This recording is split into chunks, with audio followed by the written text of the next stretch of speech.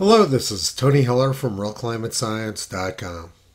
Michael Mann made a few tweets this week which gave some good insight into his character and his research habits. He has done quite well for himself, accumulating more than $5 million of net worth on a university professor's salary. He's most famous for erasing the medieval warm period and the Little Ice Age, both of which were prominently featured in the 1990 report of the United Nations Intergovernmental Panel on Climate Change. Before I discuss Michael Mann's tweets, I have to give you a little bit of background. 10 years ago, Barack Obama and Joe Biden made an historic climate deal with China. And since then, Chinese CO2 emissions have skyrocketed, while emissions in North America and Europe have continued their long-term decline. The use of coal, oil, and natural gas in Asia has continued to increase rapidly, while solar and wind have hardly made any progress. There are hundreds of new coal-fired power plants being built in Asia, and particularly in China. Obama and Biden's deal with China was typical meaningless virtue signaling. A few days ago, the Asian Development Bank made this tweet: "If we don't prioritize climate adaptation now, the economic impact of climate change on Asia and the Pacific will double the global average by 2050. As the region's climate bank, ADB is scaling up climate adaptation financing to build resilience. Based on their behavior, it's pretty obvious that Asian governments aren't actually concerned about climate. These sort of pronouncements are for propaganda purposes only." So I tweeted back, "Nothing these globalists do will have any impact on climate. They make up fake statistics to use as an excuse to suppress and rob humans. Climate adaptation financing is obviously going to involve a lot of money." Based on this tweet, Michael Mann determined that I am an anti-Semite. He determined this from a Wikipedia article about globalism. Then he continued with his rant. Yes, there is empirical, peer-reviewed support for the conclusion that climate deniers in general are truly awful human beings. Him and his enlightened friends in academia have determined that everyone with a different opinion are evil and awful people. This is a photograph of my beautiful wife, Kyrie, and myself. Kyrie is a well-known climate realist from Japan, and I'm an American Jew. Michael Mann came to the conclusion that I'm a racist and anti-Semite based on some meaningless articles which had absolutely nothing to do with me. He's apparently too lazy to do any actual research about the topics which he declares so confidently. This sort of gross malfeasance should be enough to get him fired from any reasonable university. But let's forget about that for now and go back to his original research about the medieval warm period and the Little Ice Age. In December 1992, the New York Times ran a very detailed article discussing the evidence for the medieval warm period and the Little Ice Age. In the article, they said, "We can now see that these were global climate phenomena, not regional temperature variations. The question is, how did we get these warmer temperatures during pre-industrial times, and what can we learn from those conditions about what is going on today?" But 6 weeks later, Al Gore became vice president, and the story rapidly changed. By the following December, the New York Times was saying, "The Little Ice Age and medieval warm period may go into history's dustbin." Dr. David Deming of the University of Oklahoma later reported this to Congress. In 1995, I published a short paper in the academic journal Science. In that study, I reviewed how borehole temperature data recorded a warming of about 1 degree Celsius in North America over the last 100 to 150 years.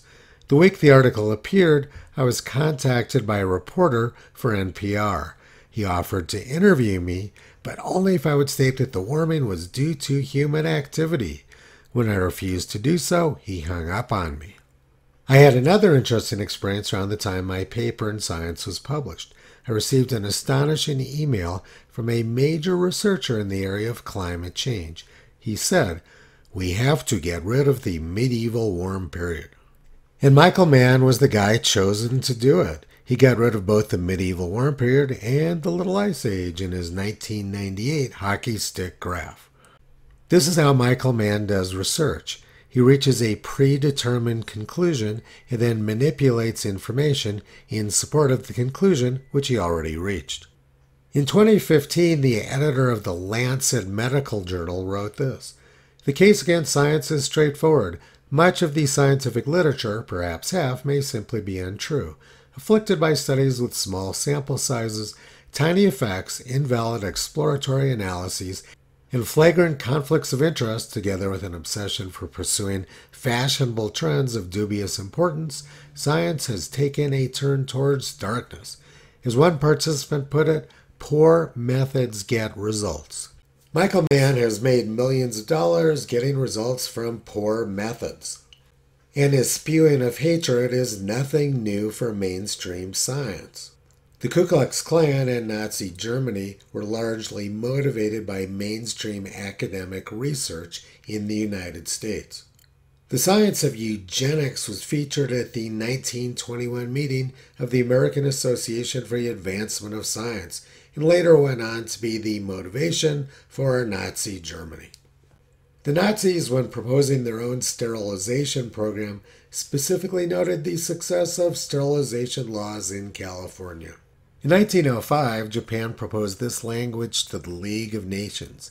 The equality of nations being a basic principle of the League of Nations, the high contracting parties agreed to accord as soon as possible to all alien nationals of states, members of the League, equal and just treatment in every respect, making no distinction either in law or in fact on account of their race or nationality. France got behind the proposal, Italy championed it, Greece voted in favor, but Australia and the United States rejected it. In 1926, prejudice against Japanese was so bad in California that Japanese people were fleeing to Mexico in order to start a life there. Michael Mann is a fairly typical academic, spewing ignorance and hatred towards people he knows nothing about. This picture is from 2016 of me enjoying some Vegemite in Sydney, Australia. And this was me with my good friend, Dr. Tim Ball.